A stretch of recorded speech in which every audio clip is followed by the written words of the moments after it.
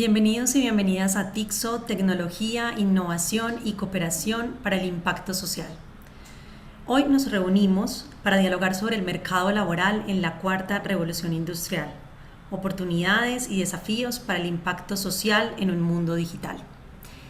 TechSoup es un evento organizado por MAKAIA con el apoyo de Confenalco Antioquia, SAP, TechSoup, Fundación Bolívar da Vivienda, Going Bogotá y Fundación Corona. Para propiciar su participación tenemos habilitado el módulo de preguntas y respuestas donde podrán registrar los comentarios e inquietudes que deseen trasladar a nuestros invitados. Antes de iniciar este último panel de TechSoup sobre el rol de la sociedad civil en una cuarta revolución industrial incluyente, le damos la bienvenida a Lina Otálora, coordinadora nacional del programa Aflora de la Fundación Bolívar da Vivienda. Aliados en este evento, quien nos compartirá un caso de éxito. Adelante, Lina. Bueno, pues muy buenas tardes a todos. Espero que estén muy bien. Mil gracias por asistir a este panel.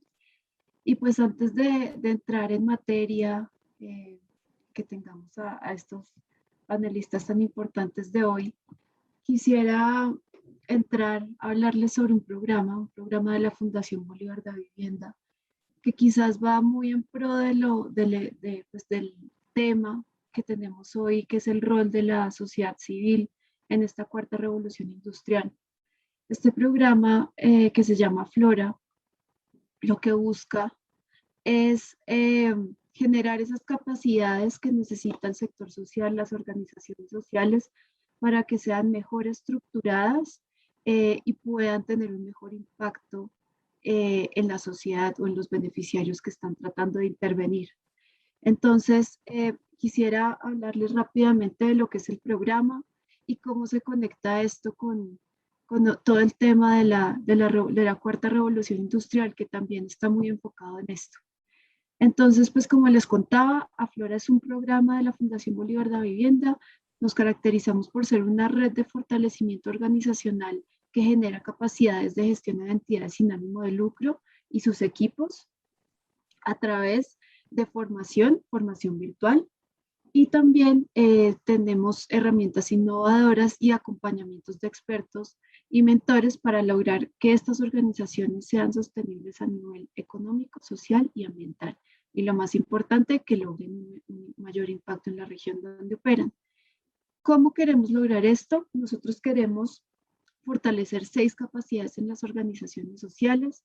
Está las capacidades de estrategia organizacional, las de gestión de equipos, el de fortalecimiento de procesos claves, que ya les cuento por qué es tan importante tenerlos en cuenta en todo este tema de transformación digital y todo el tema de tecnología, el tema de financiación externa de las organizaciones sociales, el tema de transformación digital que ahora en estos momentos es súper importante para las organizaciones sociales, que no nos quedemos atrás en ese tema y que empecemos a utilizar todas las herramientas y la autogestión de estas organizaciones. Entonces, nosotros tenemos 2 tipos de beneficiarios, unos que son las organizaciones formalizadas, otras que son las no formalizadas, pero pues quiero tocar más que todo el tema de las formalizadas. Las no formalizadas pues son aquellas iniciativas o colectivos que trabajan en pro de un bienestar de la sociedad, pero que todavía no se han constituido legalmente. Ahorita quiero hablar del tema de las formalizadas y la ruta de formación que le ofrecemos a las organizaciones sociales. Dentro de las formalizadas tenemos las fundaciones, las corporaciones y las asociaciones. Esos son los 3 tipos de organizaciones que aceptamos en el programa. Y de esa forma las intervenimos para que puedan fortalecerse al interior de ellas mismas. Entonces, les voy a contar muy rápidamente cómo funciona el programa. Hay una inscripción. Cuando son aceptadas en el programa, les damos un usuario y una contraseña en nuestro portal educativo de Aflora. Este portal educativo, pues, es 100% virtual y tiene toda la formación virtual, que son más de 300 horas dentro de la plataforma, orientada hacia la formación, hacia el sector social. Después de que entran a la plataforma, hacen un diagnóstico. Este diagnóstico consta de 34 preguntas. el líder y su equipo lo hace. Después de esto, este autodiagnóstico les va a arrojar dos resultados. El primero es un nivel en el que clasificamos a las organizaciones. Tenemos 4 niveles de clasificación. Lo importante es tener esa línea base de clasificación. El segundo es que les vamos a asesorar y les vamos a entregar una ruta de formación. Esta ruta de formación depende mucho de los resultados del diagnóstico. No todas las organizaciones ven lo mismo, sino que es lo que más necesiten ver de acuerdo a sus áreas de mejora en el autodiagnóstico. Ya después de esto, a las organizaciones que tienen un muy buen desempeño en la formación del programa, que han completado la mayoría de su ruta de formación que le asignó el programa Flora, los invitemos a una parte de seguimiento que nosotros lo denominamos el reto Flora. Este reto es para las organizaciones que, como lo dije, son las más comprometidas con la formación. Siempre lo hacemos en junio de cada año. Y lo que hacemos es invitar a las organizaciones a que entiendan cuál es el objetivo máximo de su organización, cuál es esa mega que tienen como organización, prioricen esos proyectos que tienen para lograr, que quieren emprender para lograr esa mega y escojan uno que nos van a sustentar. Ese proyecto, si es ganador, se lo entregamos a un mentor, un voluntario del Grupo Bolívar, para que en 6 meses, de 3 a 6 meses, pueda acompañarlos en la realización de este proyecto. Y por último, cada año tenemos nuestro evento de conquista social en donde reconocemos la labor de aquellas organizaciones que han pasado por todo este proceso que les cuento. Y finalmente, tenemos una conferencia. Entonces, quisiera como entrar rápidamente en la malla curricular de Flora. Como ven, tenemos 13 ciclos de formación. Empezamos desde el de estrategia, más abajo, en el eslabón de abajo hay un tema de gestión de proyectos, finanzas y contabilidad y financiación externa. En el eslabón de abajo tenemos todo un manejo de cómo la organización debe manejar su cliente interno y externo dentro de la organización. Entonces tenemos un ciclo de mercado social, de marketing digital, un ciclo de gestión humana, uno de gestión del cambio, y por último tenemos el último eslabón, que es el de procesos e infraestructura. Aquí quisiera hacer énfasis, tenemos el ciclo de tecnología, el ciclo de procesos organizacionales y el de transformación digital. Quiero hacer énfasis porque para nosotros es muy importante, y como ven, es la base de una organización social. ¿Y por qué lo alineamos con los procesos? Porque una organización social debe tener muy claros los procesos que tiene dentro de la organización, con qué tecnología cuenta y cómo lo puede optimizar usando la tecnología. Por eso hablamos después del ciclo de transformación digital. Entonces, ¿en qué consta este ciclo de transformación digital? Este ciclo lo hicimos en alianza con la Facultad de Matemáticas de la Universidad del Rosario. Lo lanzamos recién, hace 1 mes, 2 meses máximo.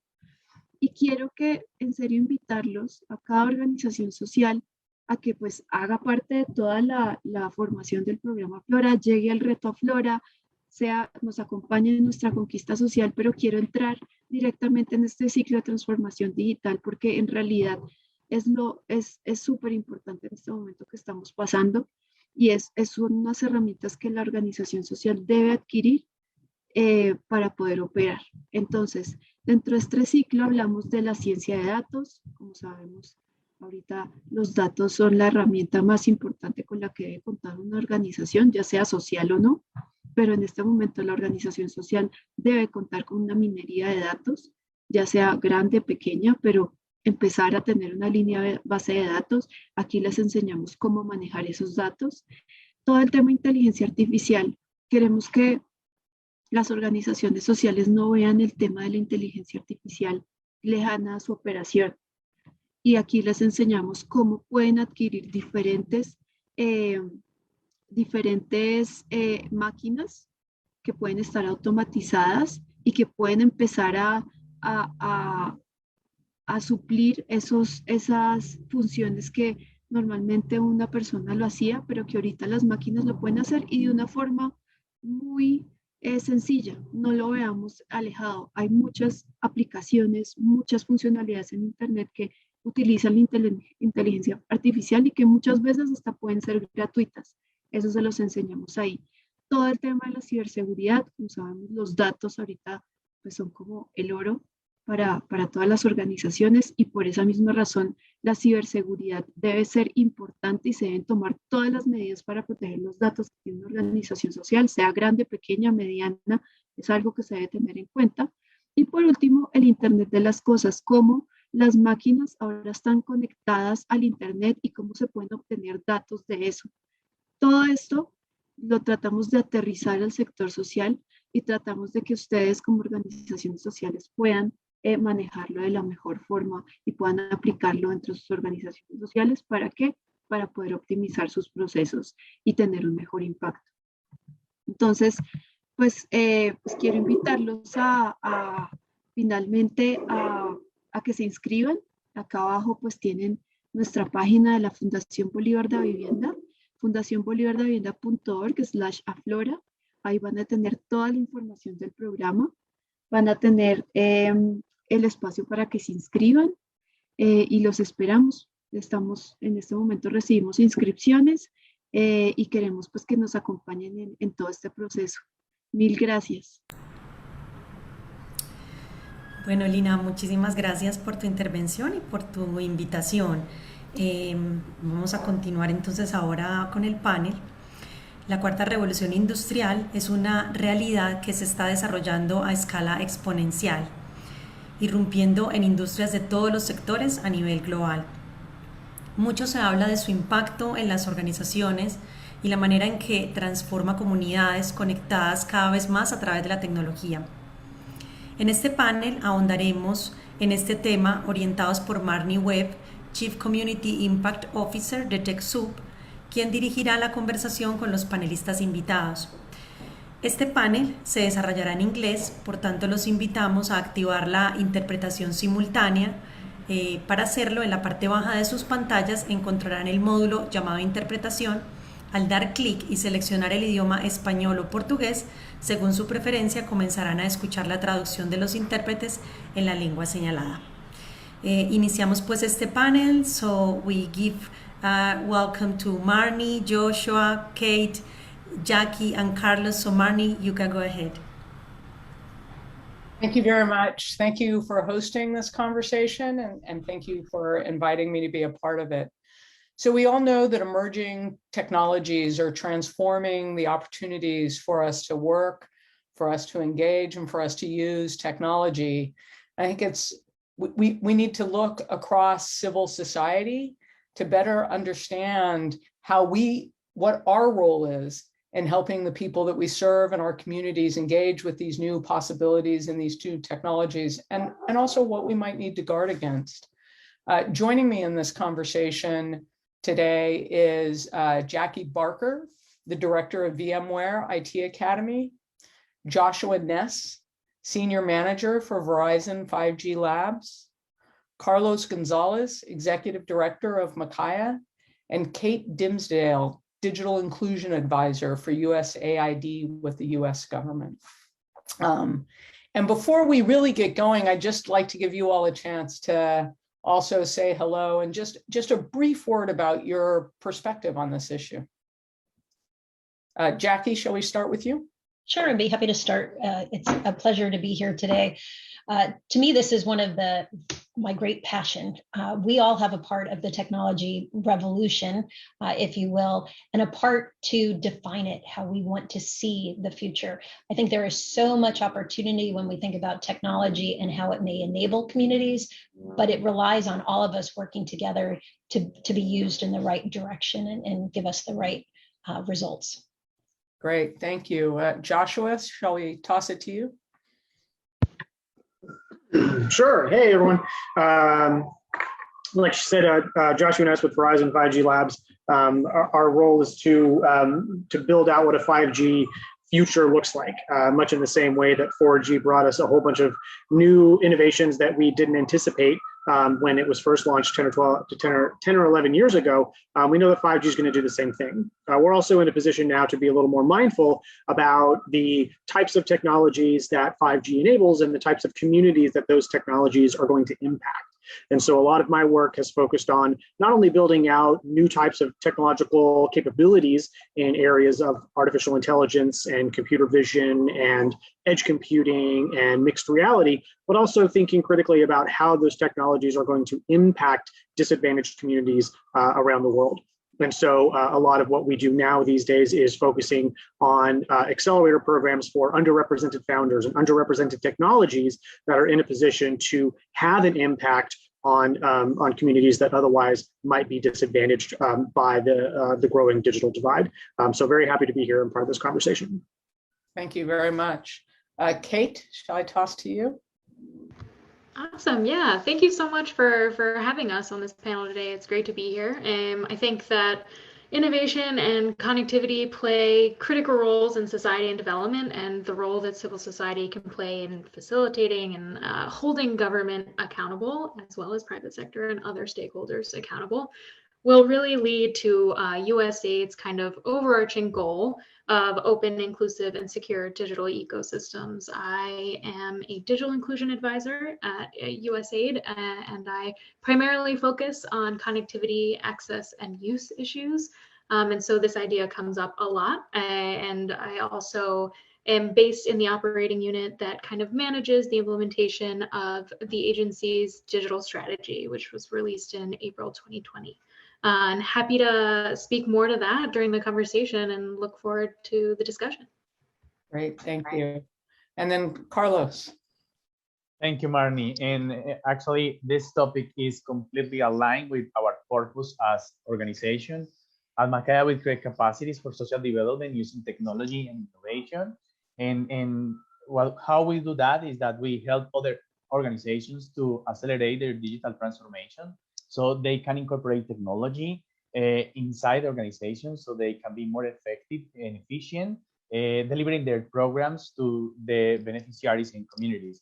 And with people in vulnerable communities, what we do is to help them to use and adopt technology. And this topic, for me, regarding the role of civil society organizations, is really important in the terms that historically, civil society organization has acted as an enabler. So vulnerable communities and also underrepresented groups can have access to development advantages and to development opportunities. So I think we had a lot to do as civil society organizations so we can bring these advantages to these communities and vulnerable communities so they can have better lives. Great, thank you. You know, I know when we were preparing for this panel and having a conversation the other day, we were talking about some of the enabling infrastructure platforms and technologies that would help usher in the fourth industrial revolution and make possible things that we can imagine, but we don't quite have yet. And Joshua, you shared more context with us about 5G as one of those enabling platforms. And I wonder if you can just talk a little bit about that now. Absolutely. Thanks, Marnie. A lot of people tend to use 5G and the fourth industrial revolution interchangeably. And I think while it's true that 5G is going to usher in a new era of cyber physical interaction between individuals and the world around them, I don't necessarily think that they are representative of the same things. 5G is a connectivity layer. It's a medium. It's almost these days a platform for developing new technologies on top of it that use the connectivity medium of 5G in order to function properly. Much in the same way that someone might build something on a cloud computing platform like AWS or Google Cloud or Microsoft Azure. These are enabling technologies that will create the environment where the fourth industrial revolution can really start to take shape. And when we talk about that, we are talking about the connectivity and the connectedness of everything. We're talking about the rise of new user interfaces, moving away from things like the cell phone or the mobile device and moving into other more contextual types of interfaces. And that means a change in hardware. It means that we're not necessarily going to be tied to a mobile device anymore, but we might have an ecosystem of devices on our that help us to interpret the world around us. Things like wearables, like eyeglasses, or things like hearables, smartwatches, or even haptics built into our clothing. And all of these things will continue to be connected, likely using something like 5G, but they won't necessarily need to have the same types of hardware components in them.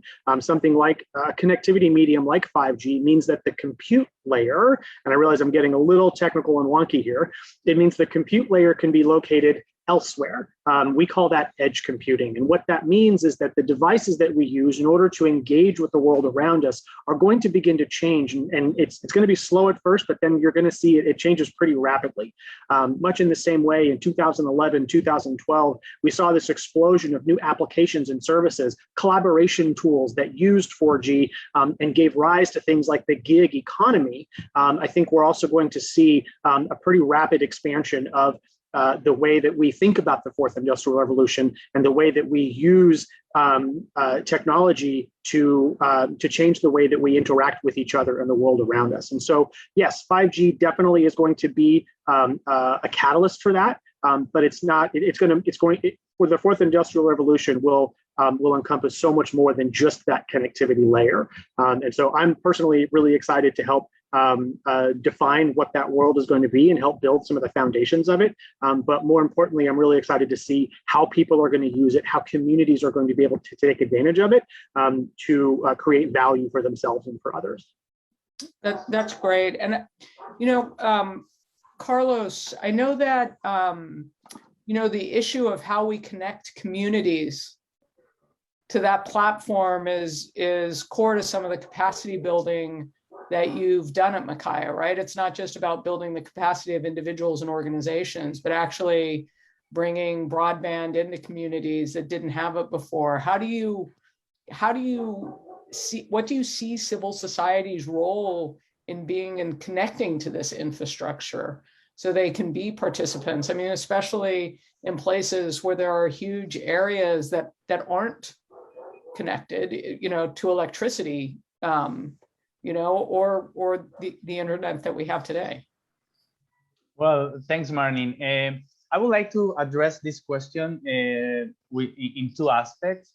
So in terms of the role of civil society, first I would say that our main role is to bring closer technologies from fourth industrial revolution to vulnerable people, vulnerable communities, so we can promote its use for social change.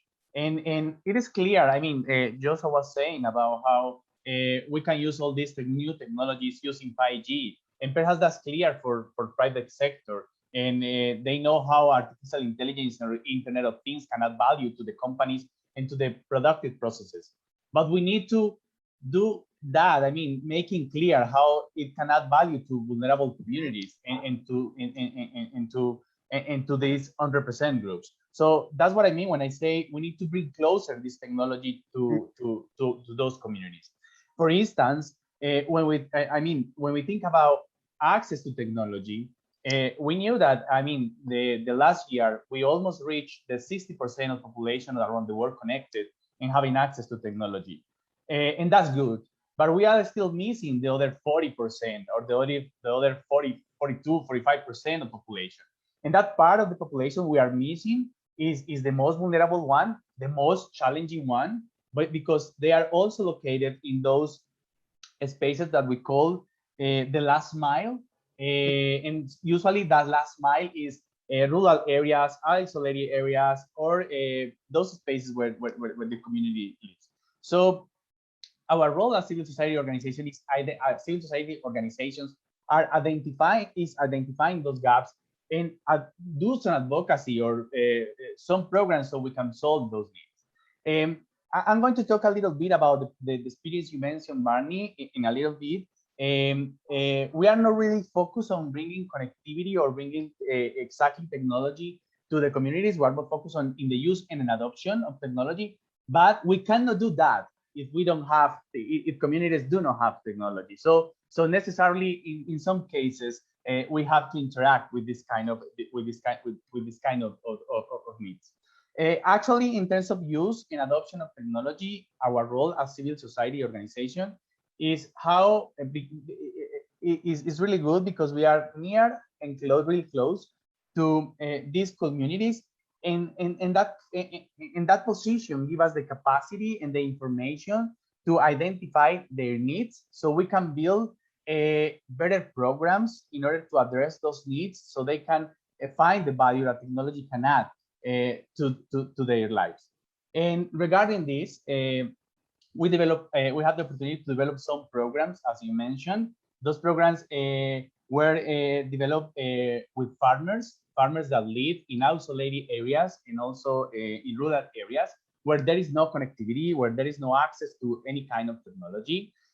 So what we managed to do in those programs is that we partner with government, but also with private companies, and we managed to bring connectivity to these isolated areas using TV-wide spaces technology. But that is not enough. I mean, we managed to bring connectivity to schools and some farms, but we needed to be sure that people were using the technology in order to add value to solve their needs. So we train farmers, and we train farmers about how to use technology for managing their farms, but also to get some information about best practices around their crops, or prices, international prices, or how to use IoT devices, for example, for getting information, for getting weather information, or for getting soil information that can affect or can benefit their crops. So that's what we do with the farmers, but we don't leave it just there. We also work with the family. So we work with the youth, the youth that were living in the countryside. So what we do with them is that we teach them how to use technology, but also encourage them to innovate, to identify social problems in that area, and to make small inventions, or not small, make real inventions to solve real problems in those areas. We did that with a methodology we call innovation labs. So we have some youth people working in specific projects for solving real needs in the countryside. So, for example, a group of you developed a project that developed a movement sensor, and what that sensor does is that it emits a signal when an animal came into the crop. So the farmer got a notice that an animal is going to damage his crop, and that's not rocket science. Sensors exist everywhere, but you can imagine a youth that perhaps didn't know how to use technology, and now they recognize how technology can add value and develop those inventions that are used in order to solve these real needs that they are having, in this case, in the countryside. But we cannot forget also that we also train women in the countryside, how women can empower themselves and use technology, have access to information, to knowledge, and how they can play a role, in this case, in the farmers that they are working, that they have with their family. And we also had the opportunity to work with teachers, and how teachers use technology to deliver their classes, and how they can adopt technology so they can continue training their students in how to use technology. But we managed to do this because we partner with, as I said before, private sector and also government. And what the government did is that they gave us the license for free, the license for bringing connectivity for free, because it was for a social purpose. And what the private company did is that they bring technology, but they also bring knowledge. So we managed to partner with Allo Partners, Lavazza Foundation, Microsoft, and our role as civil society organization was to understand the needs of that community and develop a training process so they can use technology to solve those needs that they have identified in their spaces. And that comes to the second aspect that I wanted to address in my comment, and it is, I think that also we as civil society organizations must look the way to work together, to work close with policymakers and also with industry leaders. So we promote and then how we use technology for social change. In the way that we managed to create this alliance or these partnerships we will be more effective and we will have a greater impact. Mm-hmm. I think that all of that is super meaty and leads into, Jackie, to what I wanted to ask you. So when we think about training and this kind of engagement, we can tend to start thinking about training that helps you have a job or training that helps you be a consumer, but we really want to get at this training that leads to sort of a digital fluency, so that you're also making decisions about your participation and you can be a participant in the kind of advocacy, Carlos was just talking about. And that's not something that happens just because you go to a class, right? So I think both in the role that you have with the IT academies, but also just thinking about how we get to this state of sort of digital fluency that allows us to be able to take advantage of these opportunities and to assess them. Yes. How are you thinking about that, and how are you seeing training, work in practice in communities and for individuals? Sure. So I'll build upon what Josh started with from a technology perspective, what Carlos talked about in terms of building a community together. I think the answer is there. So when I think about how do you get a digital fluent society, one of the first things we have to do is work together. So everybody on this call has a responsibility to say, you're more so than you're the expert as to what's really happening in your community. When you say digital fluency, does that mean people have never turned on a computer? Or does that mean they don't have cell phones? Does that mean have something else? So for me at VMware and any place that I would live, it's that conversation that we need to have as civil society. What is it that you're seeing that you need? Technology companies, not only VMware, but others, have lots of different tools and resources that you can use. So I don't think it's a matter of the tools aren't there. I think it's a matter of we're not using them in the right context. We're not creating experiences. I think for me, this last couple of years, I've recognized I'm trained as a teacher. So I was trained as a kindergarten teacher. I love education. I believe education is going to be it's the seeds that plant growth and in our world. What I don't recognize that we're doing well is having those conversations about the learner has changed. Yeah. Looking at the pictures and I'm drawing conclusions about how old people are and, well, did you have a computer, or the locations, having been to Columbia before, what is the utilization of the technologies that it's there? If I'm designing for a student who is in the US who happens to be in 5th grade, or that person who is a farmer, as Carlos talked about, but I don't understand the realities, I'm not actually going to be able to do something with Carlos for the farmers in a meaningful way. So to me, the first key, and it seems pretty simple, Marnie, is these conversations. How do I work with Carlos to understand, hey, Carlos, I know you're working with farmers. Could you tell me a little bit more about, do they have connectivity? What tools do they have? Where do you see some of those gaps? So they have sensors that tell them the animal is going to attack their plants or ruin their crops, but do they understand how a sensor works, or why that sensor is important, or how that connects to the internet, or whatever the case may be? So not to be long-winded, Marnie, but for me, how do you get those skills? Well, first, or people who are all of us, listen, what's needed. Second, what's the best way to get to that learner, knowing that there is such variety in terms of the learners that we're trying to address, that we're trying to reach, and then meet the learner where they are. To me, the best way to learn is through experience. So I don't think a learning through kind of reading a book, well, that may help for some. There's others who are actually doing it. So I think we have to change our paradigm on what does it mean to do teaching and learning? What does it mean to provide skills? What does it mean if I tell you how to manage your farm crop with the sensors versus the farmer who actually used the sensor to manage the crop? So how do you make it more real? So for me, it's about communication. For me, it's about understanding and listening to what technology is available, what the experience level is, and then how do I break it down at a point where that learner is actually going to be able to understand what I'm saying. So what I hear in some of what you're saying is this real obligation for civil society to know their community and where their community is at with regard to their skills and their access, and as Carlos was saying, advocate for it in the policy realm, but also so that you are starting training in the right place. You are bringing things that are contextually relevant, and probably training that's connected to problems they actually have. Exactly. To me, it's an obligation. All of us have an obligation, whether it's in the private sector, which I'm a part of, civil society, you name it. We all have an obligation with technology. Technology doesn't happen to us. We should be embracing technology to work for us. And that's the piece where I think all of us on this call, and the fact that you're here today, indicates to me that people have some commitment to being part of that technology adoption and a revolution, if you will, moving forward for good.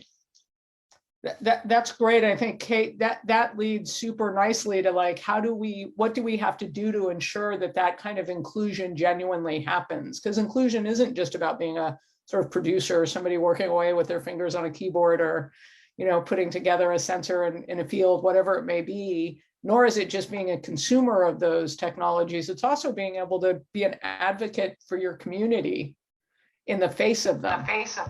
And so what is what do you see there, and what both possibilities and obligations? Yeah, I mean, this is a great conversation thus far. I think Carlos and Jackie really hit the nail on the head in terms of community being at the center of everything, right? I know that I was part of a digital ecosystem country assessment that USAID did for Colombia back in February, and I got to learn about some of the great work that MAKAIA does in Colombia, specifically on their community development and illicit opportunities activity, which supported academic and technological advancement among youth in Antioquia.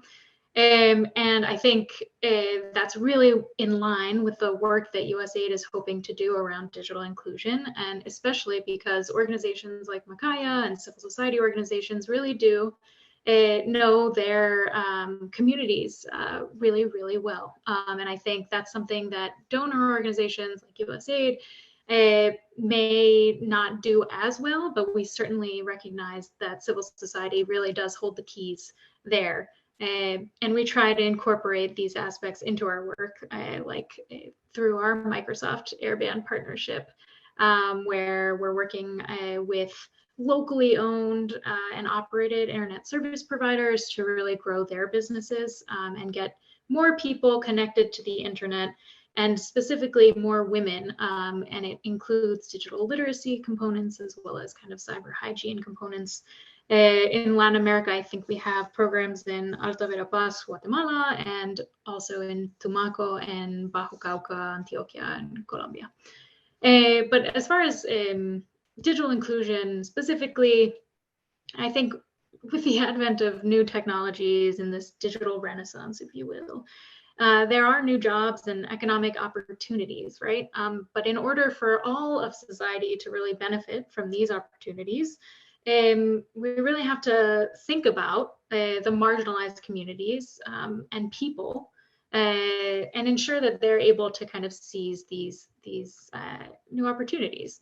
And that's really about incorporating civil society organizations, local organizations, just writ large, and incorporating these digital literacy and cyber hygiene pieces into our programming. So things as basic as like, how do I turn on my mobile phone?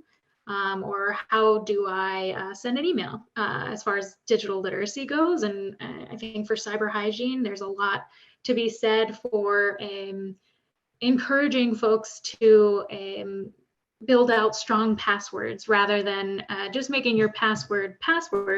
A stronger, more robust password is important, as well as, keeping your computer or your mobile phone software up to date. And so I think concurrently, it's really important to kind of ensure that digital approaches and tools are being used appropriately and not for kind of malign purposes like limiting free speech online or extrajudicial surveillance, because digital transformation and innovation comes with this risk. And that risk needs to be addressed. And, there's a potential for increased inequality and repression and instability. Malign actors, capturing digital infrastructure, to, I don't know, advance illicit financing, or, you know, shutting down the internet because of protests or things along these lines. I think vulnerable or marginalized populations often find themselves excluded from the digital ecosystem because of inadequate infrastructure or a lack of affordable or relevant products, services, and content, but also because of political, social, environmental, or even economic factors that inhibit this equitable uptake. So it's important to really ensure that end users are equipped with the tools they really need to safely and securely engage with digital technologies, so that they're not really putting their communities at risk, right? And I think, you know, Colombia, the mission in Colombia has been doing a lot of work with civil society leaders and communities around justice for sustainable peace. And I believe there's also a program called Conectando Caminos, which focuses on kind of really giving civil society leaders in these communities the tools that they need to avert digital and security risks. And I think as far as kind of innovation goes, and sorry for being a wee bit long-winded here, but just to conclude, as far as innovation goes, we all know that I think the digital sector is one of the most fast-paced sectors ever, and innovations happen every day. And so USAID really sees it as our kind of development community responsibility to provide support to civil society organizations to ensure that they have the information they need to do their work, and provide the kind of connectivity that MAKAIA might need, for instance, to Carlos's point, to address that access and use piece, and also mitigate the potential risks of things like I mentioned earlier, like internet shutdowns. So digital inclusion and innovation really need to go hand in hand in the digital ecosystem context. I think it's interesting when you were talking about the need for us to be cyber secure, and how that's increasingly meaning something very different than it used to be. It is about how your data is being used and who has it and what decisions, and how they may be parsing some of that data to target messages. And you know, I think certainly the country in which I'm sitting, US, we have seen our share of that over this year.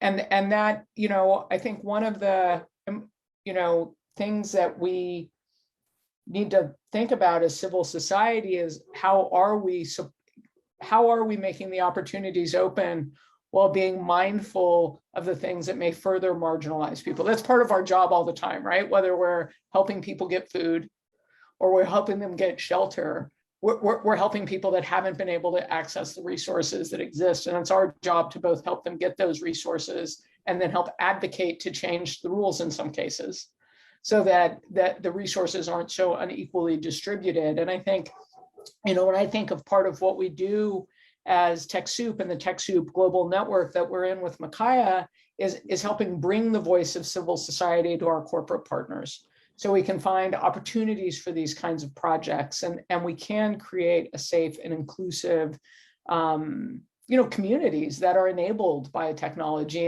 And Joshua, you know, and Jackie both, I'm wondering what do you want to hear from civil society to help you be advocates of that inside your corporations? What kind of partnerships are you looking for? What can we share with you all?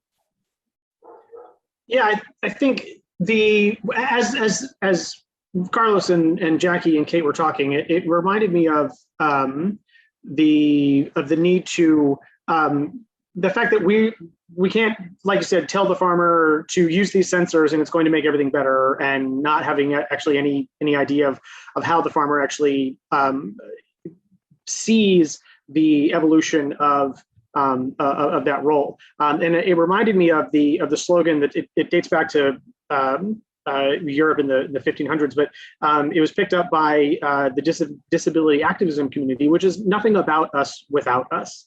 And I think that so many of us get caught up in this fervor of building technologies for marginalized communities that we forget to ask the marginalized communities what they would like to see, or how they would like to use some of these tools. And so where I think a lot of technology companies can, and companies in general that are accessing these new types of technologies like 5G, like some of the others that I mentioned, in order to build this newer, this new, hopefully more inclusive digital community and digital economy, digital renaissance. I like that, Kate. I'm going to use that from now on. Is actually making sure that we are including the folks that we're building for as we're doing the building, right? And I think that is not it's not even, I wouldn't say it's a best practice. It's not even a practice.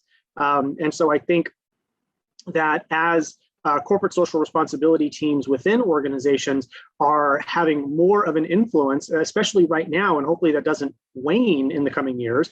I think that they have an opportunity to work with other teams within those organizations to make sure that we are listening to the users and the potential users of our products and services, especially as we move forward, designing new types of interfaces, new types of technologies that we hope are going to have a positive impact.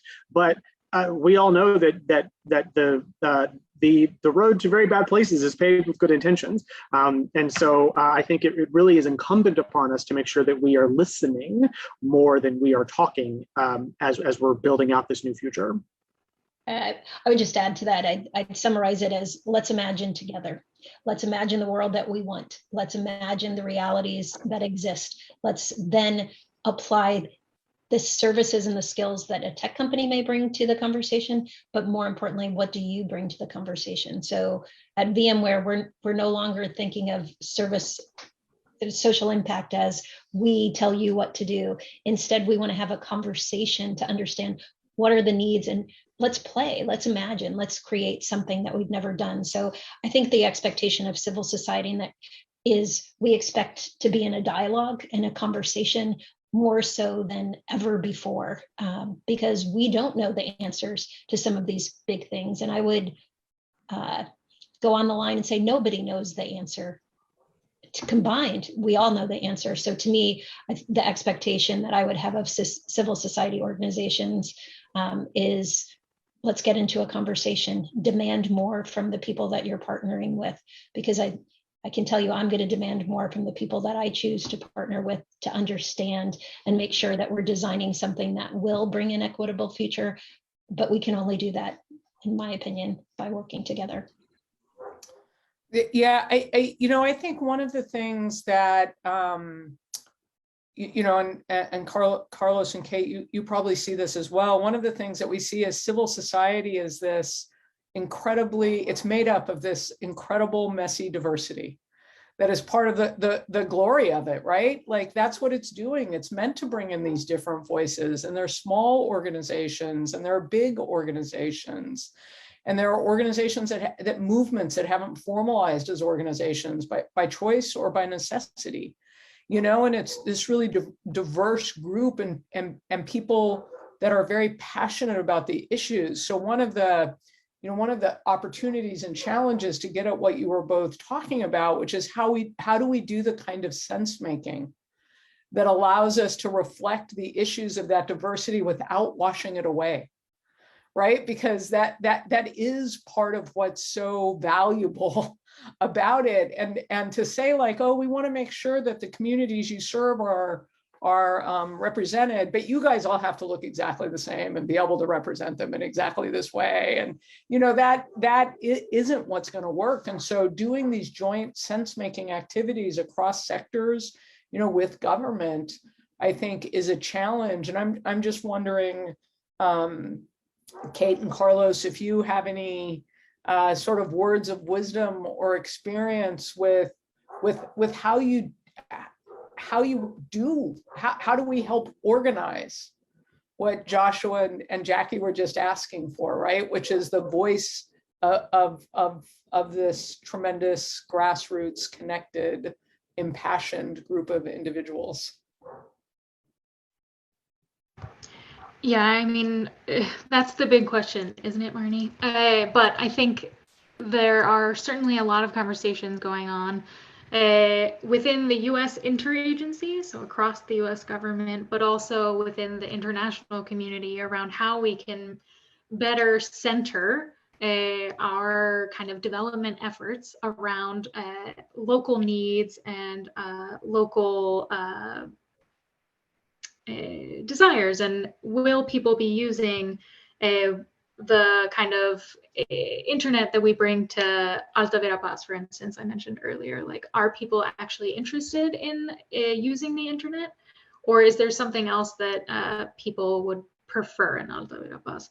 And so I think there are a lot of conversations both within the US government and in our kind of multilateral organizations around kind of how do we better center local individual folks in the work that we're doing, and also kind of promote this idea of kind of open, secure, interoperable, and reliable digital technologies, so that everyone has access and is able to kind of pursue economic opportunities or social opportunities even in a kind of equal way. Marnie, I will say that, I mean, how we organize in order to work together and to include those communities, I think that we all, I mean, the natural way of organizing is with an agenda. And we have an agenda that we are all following. I mean, our SDG, the 2030 agenda, is there are a lot of challenges that we are trying to achieve, and the majority of many of the gaps identified in that agenda, or many of the targets identified in the agenda, are related with technology access and are related with technology adoption. So, I mean, if we align our efforts in terms of that agenda, we will find easily a conversation with with partners such as government and private sector.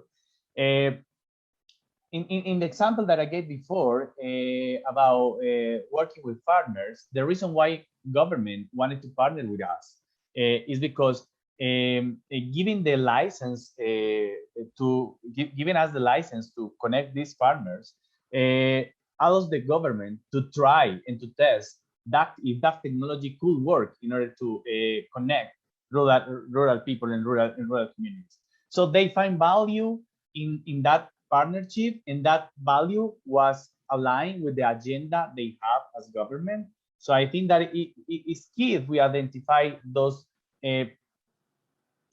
points that we share in the development agendas that we have as organizations.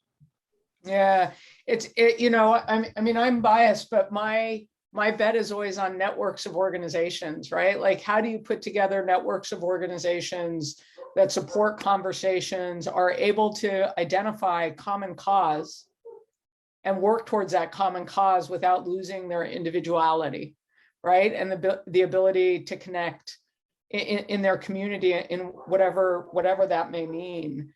And I think that ability to listen and share, I think it's interesting because in civil society, we're so often trained to listen to the needs of our constituency, and we're not always as vocal about expressing those needs, you know, in a concerted effort. We may be arguing for it from the perspective of our organization, but doing what you were just talking about, Carlos, and using technology to help say, here's where we can identify common cause gaps and opportunities related to food production or distribution or whatever else, so that we can extend it and get broader. And I think also how we learn from this projects, you know, the projects that you were describing, you know, Carlos and Kate, learning from them and understanding how these new technologies continue to enable them. I know we are getting towards the end of our time, and we have a couple of meaty questions, so I'm actually going to turn to them a little bit earlier than I was supposed to. The first one is from one of the attendees, is about the challenge of digital transformation for countries and organizations. Like how do we face that when that's necessary to get to the jobs and skilling that we were talking about before. And I know that's a huge and meaty question, but I know that's something that you're all working on in various ways. And I wonder, if you can just say a few words in response to that. And Kate, I'll start with you there. Awesome. Yeah, it's a big challenge. And I think the digital strategy that the agency released in April 2020 is our primary way of kind of going about this and kind of achieving some long-term goals around digital transformation, although recognizing that, as I mentioned earlier, things in the digital ecosystem change so quickly. It's hard to stay on top of it all. But we're definitely trying at USAID to work on promoting these open, secure, inclusive, and reliable digital ecosystems through both domestic and international regulatory capacity building, political economy capacity building, institutional and regulatory systems, so capacity and individual skills, and protections. And I think we do this primarily through 4 tracks within the digital strategy itself, which are focusing on digital by default, upskilling of USAID staff and our partners, a digital ecosystem, and kind of the risks, addressing the risks that I kind of mentioned earlier in my conversation or my discussion, my talk. And so I think those 4 tracks have about 5 kind of different work streams under each of them. Things along the lines of digital development training for our partners, cybersecurity training and digital security support through a mechanism called APEX. It also includes the digital ecosystem country assessment, which I mentioned at the beginning, that we did in Colombia back in early 2020. So there are a lot of different tools that we're kind of using to address this digital transformation, both internally to USAID, but also with our partners and civil society partners, private sector partners, all of our partners, while additionally trying to center local communities, that being the biggest challenge that we have faced thus far. Yeah, it's interesting how much that aligns with what Jackie was saying earlier about, training and getting to a level of digital fluency requires knowing where you're starting so that you're doing the appropriate interventions. And Jackie, I see you've come off mute there. So I could imagine you have a lot to add with the role of skills of individuals in that transformation. Yeah, it's interesting. I have it in skills, but I also, to me, it's just starting. So Marnie, I really appreciated your comment about the network. So to me, it's starting, it's forming those networks of people, government, nonprofit, civil society, companies from all kinds of walks of life, to understand what is it that we all want to try to achieve in that specific community. If we can identify that, then I think you can not easily, this is not easy by any stretch of the imagination. I don't mean to make light of it, but if we all come together and identify what is, form a network, what's that outcome, and recognize we all bring different skills to the table and talents to the table. So just because I'm a high-tech company doesn't mean I have millions of dollars that I can spend on this, but I probably do have tools and resources that might make a difference in terms of connectivity and others. And I think once we understand kind of, I always go, what is the world that I want to imagine? And then what's reality? And then how do I build along the way, working with kind of a network of people to figure out how do I make my reality today the world that I want to tomorrow? And then what are those skills that are needed? And again, to me, I like you, Marnie, it's about a network. And if we start with bringing a network together, recognize that, and it could be small, it may not be a whole country to start with a digital transformation effort. It may be one community, it may be one block, it may be one farm that gets connected. Don't discount that, because typically when you do the one, if you do it well, you could probably replicate it to do something else. So I think sometimes, I know I do, it's like, oh, I'm going to do all of these things in the world. But if I just make that difference in that one part of the world, it may actually be the light that brings everything, makes it brighter overall. So network, where are you today? Where do you want to be? And then bring together the consortium of people who actually really can help solve that problem overall. Yeah. Which is that human-centered design piece that from a skill perspective, you have to focus on who you're designing it for. So just to throw in that skill thing, because I know that's what you were asking me. Yeah, no. I take it in the direction that your answer goes. I think, Joshua, the starting point in, for you that I think of anyway, or what you've been talking about is really making that platform available. And the work making that platform and the possibilities of that platform available, and how do you see connecting to the kind of approach that Kate and Jackie were talking about, again from somebody that's doing this at scale worldwide? Yeah, trying to at least. I think that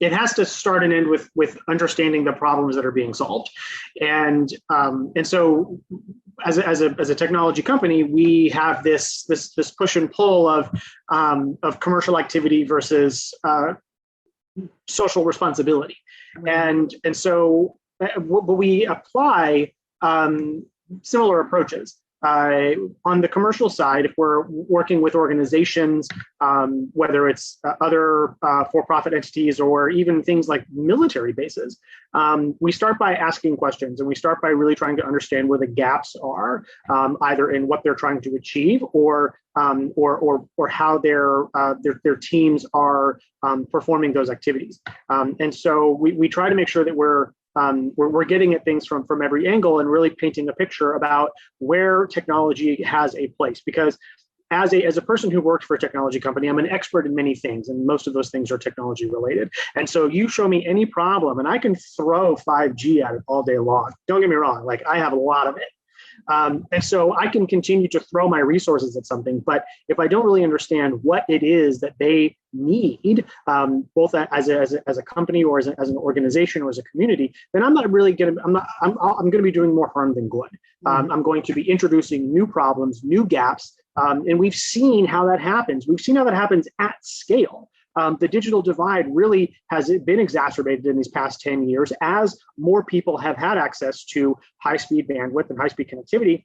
Mm-hmm. There was not a consideration early on about what happens to the people who don't. And so the way that we have then approached this from a social responsibility angle in working with civil society is understanding that we are not the experts at what we're trying to solve. And so when we run accelerator programs like our Forward for Good Accelerator, which is just wrapping up a cohort focused on climate justice and climate equity technologies. And we just announced a new program focused on disability technology and innovation.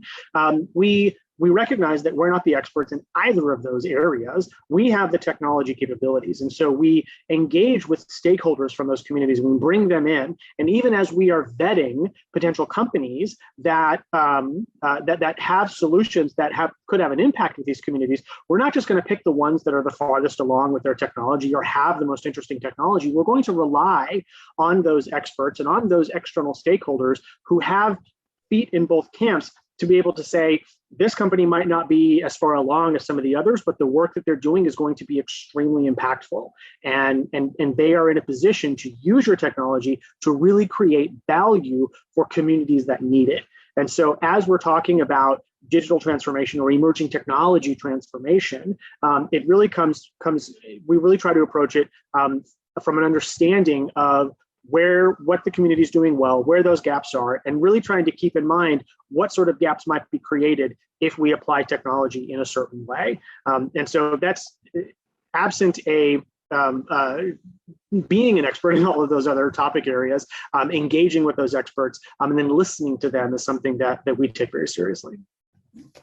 I think, Carlos, one of the other questions in here, just to add into this, is the the role of civil society organizations in helping to fill that digital gap, which is both about helping them with their own digital transformation, but then helping establish them as a place to do that. And I know, some of the work that our team has done in Brazil with libraries has helped support that, right? How can libraries be a center point of inclusion? I know you all have done some work with libraries and community centers similarly, so that they're not just, it's not just about transforming the individual organization, but also making these points of connection that are human connection and internet connection and training connections. And so I'm just wondering if you can talk a little bit about the role of organizations in this digital transformation for themselves, but really also for the countries or communities that they're in.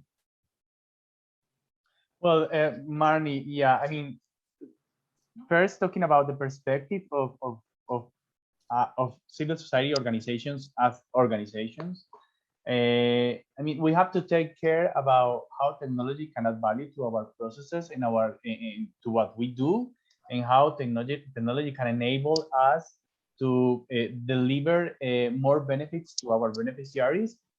So we as organizations should identify how technology and these advantages can be aligned with our strategy, but also with what we do.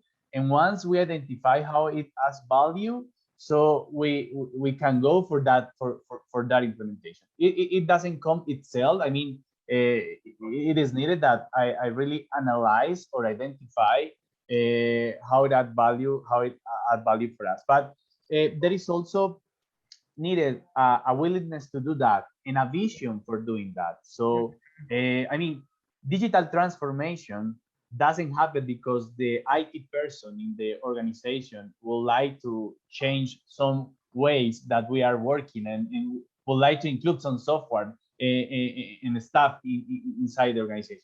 It happens because there is a vision and because there is a leadership that is committed with that purpose. So I think that's the main job or the main task for civil society organizations. I mean, to identify how technology can add value to its strategy and commit from the leadership to achieve that.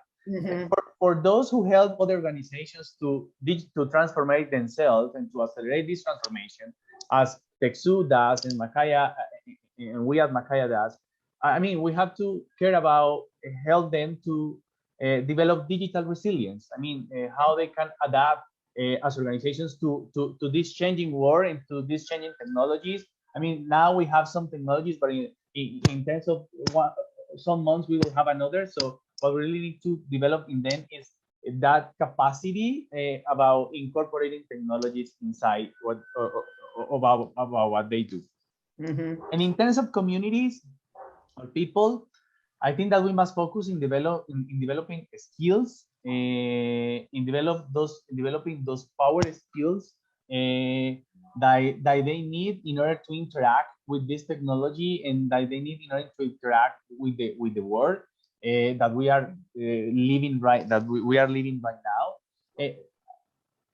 Early in this event, I think it was in the first panel that I heard that that is needed that we teach people how to learn and how to learn constantly. So in our works with communities, if we want that those communities use and adopt technology and that process doesn't stop, we need to teach them how they can learn constantly and how they can apply constantly these learnings in their own lives. Yeah, it's interesting. One of the things that we talk a lot about, and I hear as a theme coming out of what you all are saying, is the need to be adaptive.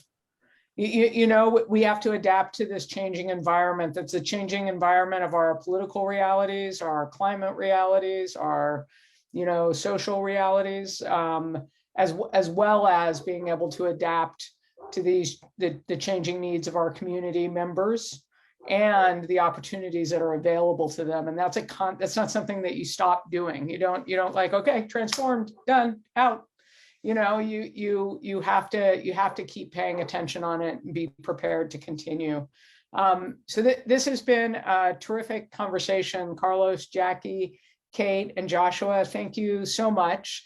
You know, one of the things I miss most about in-person conferences is the ability to go out of the room and continue this in the hallway afterwards and not have such abrupt endings as we have to have in these kind of events. So I'm sorry that we don't have the chance to do that now, but hopefully individually and as groups and with our own networks of connections, we will be able to continue this. And thank you all very much for participating in this today and giving us some meaty questions to tackle there at the end.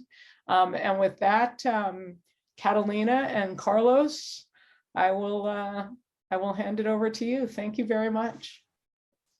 Thank you, Marnie, and thank you to Kate, Joshua, and Jackie for sharing this place with this space with us. We will switch to Spanish. Hola, Catalina.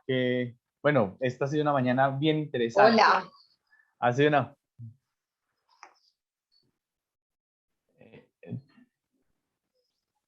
Hola, sí, decía que ha sido una mañana muy interesante hablando de cómo de las oportunidades y, digamos, retos que tenemos en el marco de la cuarta revolución industrial y en el marco, digamos, del mercado laboral. Pero también ha sido una mañana donde hemos visto también, aparte de los aprendizajes y los retos, muchas oportunidades. Yo del primer panel, Catalina, pues del panel de, digamos, estas, qué pasa con el mercado laboral y lo que estamos viendo, las tendencias y las oportunidades, resalto mucho algo que mencionaban los panelistas, y es que finalmente todo esto que está ocurriendo, o sea, el tema del reskilling, por ejemplo, más que un reto, hay que verlo como una oportunidad, esa oportunidad de seguir aprendiendo, esa oportunidad de adaptarnos al mercado, pero además también de que las personas podamos jugar un rol en esta cuarta revolución industrial. Y rescato mucho algo que mencionaba, creo que la persona de Accenture, que decía que si bien estas tecnologías han traído para nosotros un reto, y es ese reto de transformarnos, de adquirir nuevas habilidades, para podernos desenvolver en este mercado, es cierto que en términos del mercado laboral, las tecnologías también han democratizado el acceso a las oportunidades laborales. Y hoy entonces es más fácil que personas que viven en espacios aislados puedan acceder a empleos que están ubicados en las industrias, en las grandes ciudades, o que incluso personas en estado de vulnerabilidad pues también puedan acceder a esos empleos. Obviamente nos hacían una salvedad, y es que para que esto sea posible requiere de la apertura y flexibilidad de las empresas en sus procesos de selección y de incorporación. Sí, Carlos, para mí desde el primer panel hubo algo que me quedó como marcado en mi cabeza, y es que decían que esta cuarta revolución industrial posiblemente sea la última, porque va a ser permanente, o sea, ya con esta nos vamos a quedar porque la revolución es permanente y están entrando muchas tecnologías de manera permanente que se van sumando, se van acelerando, y esa velocidad de adaptación es clave porque todos nos tenemos que ir adaptando a todo esto que va cambiando, y ese reentrenamiento se vuelve permanente. Tenemos que estar aprendiendo de manera permanente.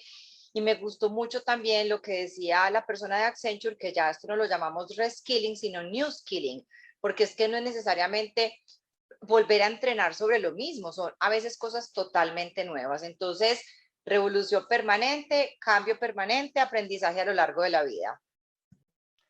De acuerdo. Otro tema bien interesante que resalto de la jornada, porque creo que se mencionó en varios de los paneles, es que el reto que tenemos en este momento y es de cómo sacarle provecho a las tecnologías de la cuarta revolución industrial y en el mercado laboral y en la vida de las personas, es un reto que no lo resolvemos solos y que requiere la interacción de todos los actores. Entonces yo recuerdo que la persona de LinkedIn creo que mencionaba como esto necesita las 4 hélices y decía, entonces necesitamos al Estado escalando todo lo que podamos hacer en función de esto, necesitamos a las universidades adaptando sus currículos, al sector educativo adaptando sus procesos de formación, necesitamos a la empresa creando estas nuevas oportunidades, pero además también ocupándose de hacer todos esos procesos de new skilling, y necesitamos a la sociedad civil.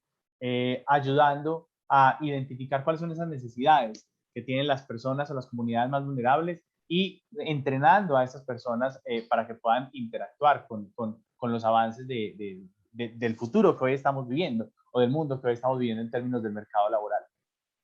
Sí, Carlos, y eso da una perfecta transición como a una de las lecciones del segundo panel, porque esto también lo habló Germán del International Youth Foundation, y él decía que es que hay retos de acción colectiva, esto no lo vamos a resolver, no lo va a resolver ningún sector solito, tenemos que empezar a trabajar todos juntos, y él hablaba que las empresas y la educación están como hablando dos idiomas distintos, y hay que empezar a asegurarnos que hablen el mismo idioma, y yo reflexionaba que parte de ese puente es la sociedad civil, son las organizaciones sociales que debemos estar ahí tratando que hablen esos dos idiomas.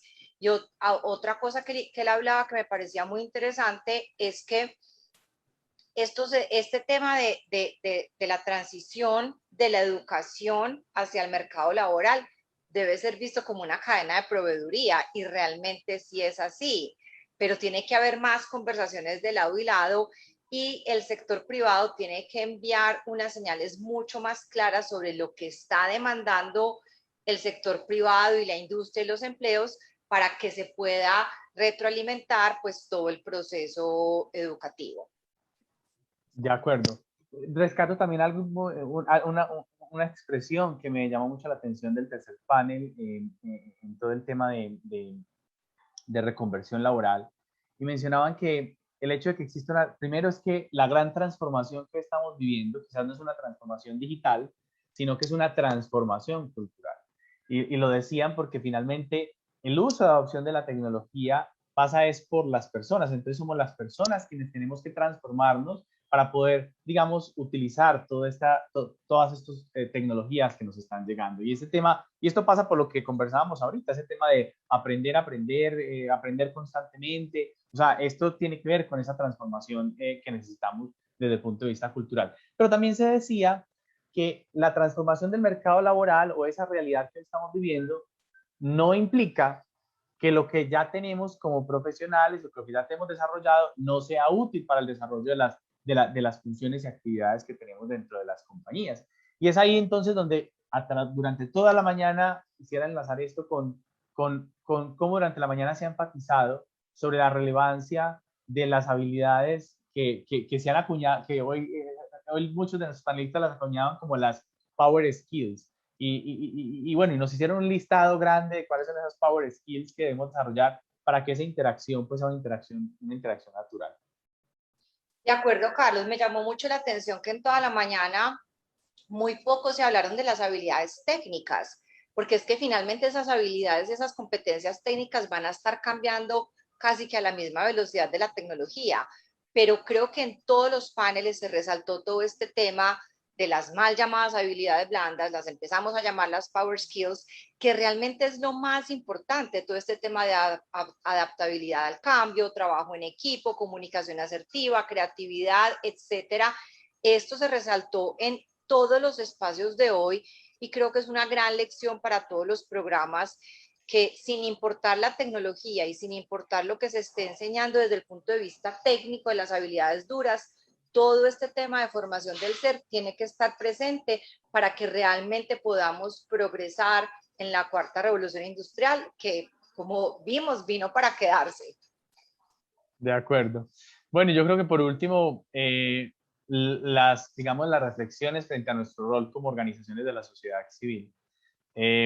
Pero que creo que todos han estado muy de acuerdo en que somos ese puente entre las comunidades y digamos los grandes avances de desarrollo, los grandes avances tecnológicos. Y tenemos esa capacidad porque tenemos la capacidad de diseñar nuestros programas centrados en las necesidades del usuario. Y creo que es ahí donde está, digamos, como el quick de este asunto, y es, si queremos que esto llegue a todas las comunidades, pues es importante que diseñemos basados en sus necesidades y con conocimiento de lo que ellos están, de lo que pueden hacer, de para qué lo necesitan y de cuáles son sus realidades.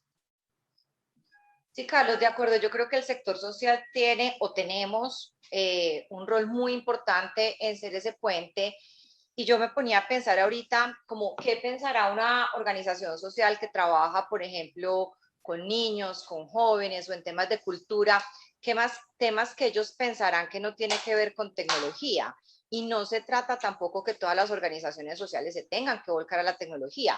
Pueden conservar sus áreas de conocimiento, pero siempre pensando cómo a esa área le pueden meter en parte la tecnología si lo desean, pero en parte todas estas otras habilidades y cómo pueden ser esa voz de los ciudadanos ante el Estado, ante el sector privado, ante la academia, ante estos otros actores, para que realmente tengamos en cuenta esas realidades de las comunidades para poder diseñar proyectos y programas. De acuerdo. Bueno, muchos aprendizajes tuvimos en la mañana de hoy. Gracias, Cata, por acompañarnos en esta sesión de cierre. Quiero darle las gracias también a la audiencia por habernos acompañado. Espero que hayan disfrutado mucho del evento y de los contenidos. Y pues también que esperen TechSoup 2022, que desde ya empezaremos a preparar para poder compartir con ustedes sobre todas estas tendencias que estamos viviendo hoy en día. Gracias, Carlos. Gracias, equipo de MAKAIA también. Gracias. Bueno, queremos agradecer a Carlos y a Catalina por este cierre de este gran evento TechSoup 2021. Queremos agradecer a todas y todos los que nos acompañaron en este espacio y durante la mañana en los diferentes paneles que desarrollamos. Termina TechSoup, el mercado laboral en la cuarta revolución industrial, oportunidades y desafíos para el impacto social en un mundo digital. Les esperamos en una próxima ocasión con mucho más para compartir y aprender sobre innovación, desarrollo social, transformación digital y otros temas que nos convocan. Feliz tarde y muchas gracias.